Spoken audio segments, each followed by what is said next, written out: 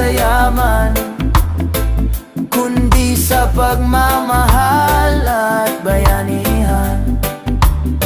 Sa pista ng baryo, sayaw at kulitan, lutong bahay, kwentong walang katapusan.